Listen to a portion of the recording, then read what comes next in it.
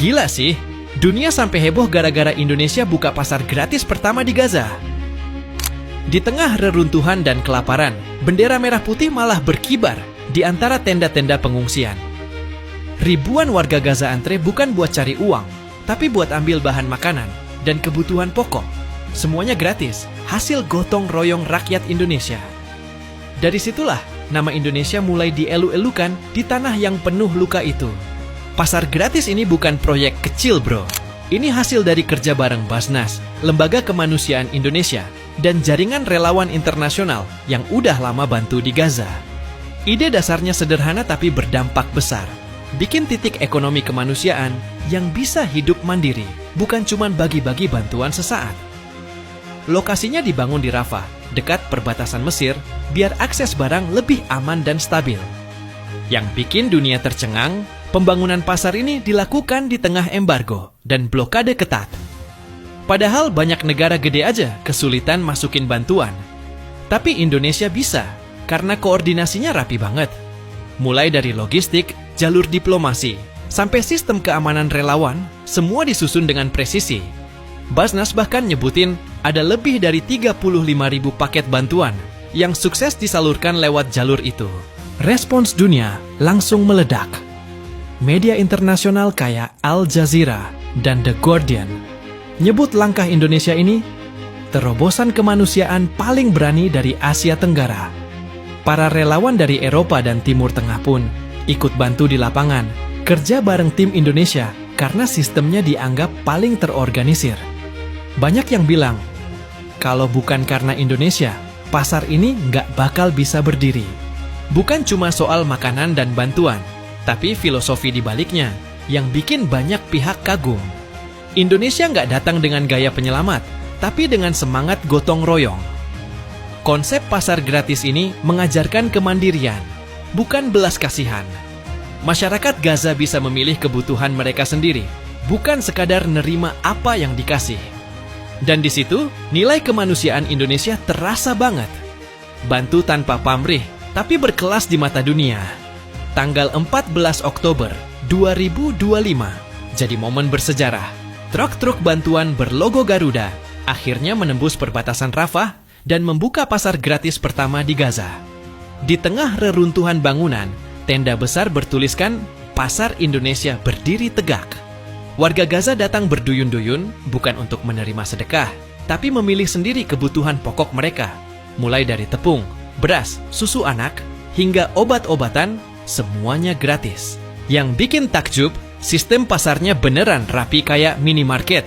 Ada barcode, sistem antre, dan distribusi per keluarga biar adil.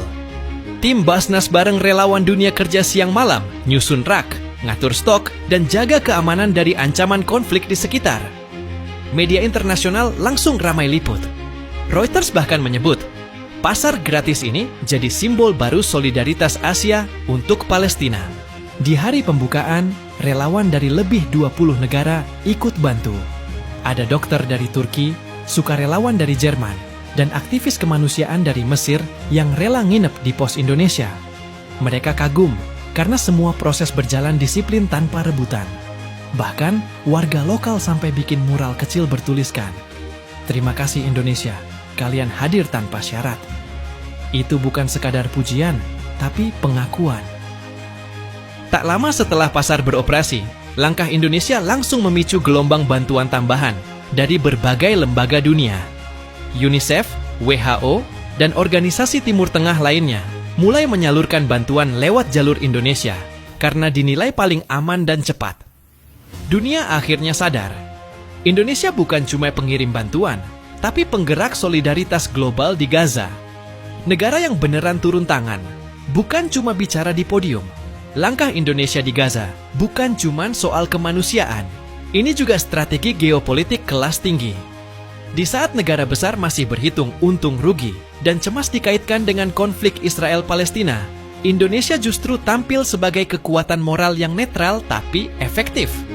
Dunia melihat bahwa diplomasi Indonesia nggak cuma berhenti di forum PBB, tapi turun langsung ke lapangan. Secara geopolitik, kehadiran Indonesia di Gaza memberi pesan kuat ke Timur Tengah dan dunia Barat bahwa kekuatan Asia Tenggara juga bisa jadi pemain aktif dalam isu global. Langkah ini memperluas jangkauan diplomasi RI ke dunia Arab, Afrika Utara, bahkan Eropa lewat jalur kemanusiaan. Posisi Indonesia jadi lebih solid karena dianggap punya soft power yang konkret, mengubah simpati menjadi aksi nyata. Negara-negara seperti Turki dan Qatar pun mulai menjajaki kolaborasi logistik dengan Jakarta.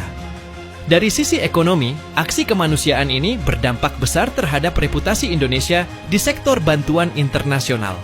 Banyak lembaga donor mulai melihat Indonesia sebagai hub distribusi logistik regional, terutama untuk krisis di Timur Tengah dan Afrika. Artinya, ke depan Indonesia bisa mengelola lebih banyak dana kemanusiaan internasional, sekaligus memperluas sektor industri bantuan dan supply chain nasional, mulai dari logistik, manufaktur kemasan, hingga transportasi udara. Bagi Indonesia sendiri, kepercayaan internasional ini membuka peluang besar di ranah politik luar negeri dan ekonomi kemanusiaan. Banyak organisasi dunia kini menyalurkan dana bantuan lewat lembaga-lembaga Indonesia karena dinilai transparan dan efektif. Ini berdampak langsung pada sektor logistik nasional, industri pengemasan, serta transportasi udara yang semakin dilibatkan dalam distribusi global. Kedepan, posisi Indonesia di panggung kemanusiaan global bakal makin strategis. Dengan pengalaman lapangan di Gaza, Indonesia berpotensi jadi hub distribusi bantuan internasional untuk kawasan Timur Tengah. Banyak lembaga global seperti WHO dan UNHCR mulai menjajaki kerja sama jangka panjang dengan lembaga kemanusiaan Indonesia. Kalau langkah ini konsisten, Indonesia bisa jadi negara Asia Tenggara pertama yang punya peran permanen dalam sistem kemanusiaan global. Dari sisi ekonomi, keberhasilan operasi bantuan di Gaza juga membuka peluang baru bagi sektor logistik dan filantropi nasional. Industri pengiriman barang, penerbangan kargo, hingga produksi bahan pangan siap saji akan berkembang pesat karena tingginya permintaan dari lembaga kemanusiaan internasional. Ini bisa menciptakan ribuan lapangan kerja baru dan memperkuat ekonomi domestik berbasis solidaritas. Jadi, kalau lo bangga jadi bagian dari Indonesia yang benar-benar hadir untuk kemanusiaan, jangan cuma diam. Sebarkan cerita ini, dukung gerakannya, dan tunjukkan ke dunia bahwa Indonesia bukan cuma negara besar di peta, tapi juga besar di hati. Karena di tengah dunia yang makin dingin, Indonesia adalah kehangatan yang masih nyata.